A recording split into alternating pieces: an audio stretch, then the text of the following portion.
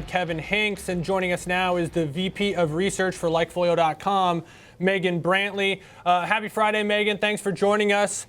You are excited to talk to us about Pinterest, and having got a sneak peek at your charts, I can see why. A company that's never had any issue explaining to shareholders and customers how their ads will do because of the kind of business they operate in, it's had trouble getting more users on the platform, but some of your data suggests that it might be improving in that camp.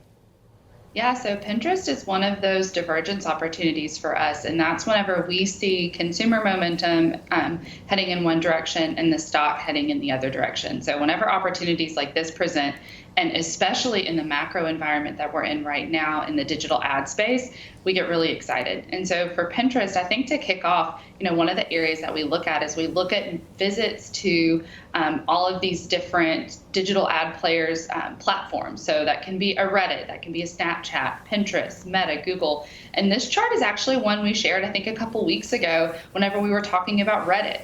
And now that we have the hindsight with Snapchat's report in our rearview window, with Meta's report, with Google's, with Reddit's, all of these companies, we kind of know that digital ad spend is strong in the third quarter. And you can see the top performers here that align right here with the top of our chart. Whenever you look at Snapchat, whenever you look at Reddit, and you look at the stock moves in those names after earnings, I think that there was a little bit of unexpected strength heading into earnings for both of those names, and we saw really outsized moves versus these larger players like your Alphabets, like your Metas. And so for us, Pinterest is looped into the outperformer group in our data. We see outsized growth in visits to its ad platform, and part of this, I think, is a lot of these kind of second level ad players are really improving their platforms, and they're starting to attract the attention of more advertisers. And so that growth rate is just higher. And so we're starting to see that really play out well for Pinterest. Another nice indicator is when we look at global daily active users, we see that daily active user growth of the Pinterest app is actually up by about 9% year over year. And you can see that dotted line on that chart there, and that's heading in the right direction. It was heading lower, or was stalled out lower for the better part of this year, and now it's heading up. And so this tells us that Pinterest is making its platform a bit stickier, and it's happening at the right time whenever it's attracting more advertiser eyeballs. So especially with the stock down about 13% year to date, this is one that really caught our attention ahead of earnings that could have a nice surprise to the upside. Megan, it's amazing to read about this company and realize they have over 500 million monthly users. And they may not be doing it in as big a numbers as other companies, but they're doing everything right. They're partnering with Amazon. Their long-term debt is very low. They're a very healthy company. Their growth, all the things they're doing are setting themselves up for success. But so you mentioned the chart doesn't look that way. Right? The chart looks a little different than the fundamentals of this company, which look like they're doing everything right and growing to a solid customer base. Now, like I said, it might not be as big as the Amazons, but if they can get ad revenue from this platform, they're set up to do extremely well. And this stock trading $32 and change is not a big ticket item, Megan. Yeah, this is one that, this was a big a COVID player, one that we were really watching, back in 2021 that has really, really had a rough couple of years. And we're starting to see signs that the company is turning itself around. We think that ads are critical here. Obviously, it's nice to see traction in its ad platform, and it's nice to see that engagement alongside its consumers, because if you really think about it, all Pinterest is a giant ad catalog for consumers to go explore and discover brands that they like. And it's really up to Pinterest to figure out how best to leverage that and how best to attract those advertisers.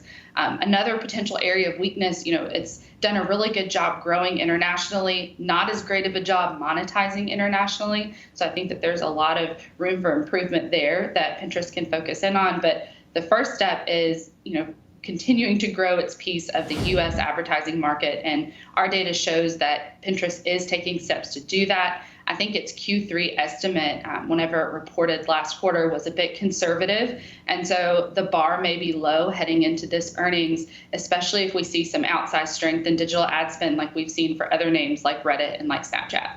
Megan, one of the long kind of standing theories that I've had, or theses I've had within this space, has been you go on Pinterest wanting to see ads. That's a completely different experience than when you log on a Snapchat to see what your friends did the night before, or even go on a Facebook or an Instagram.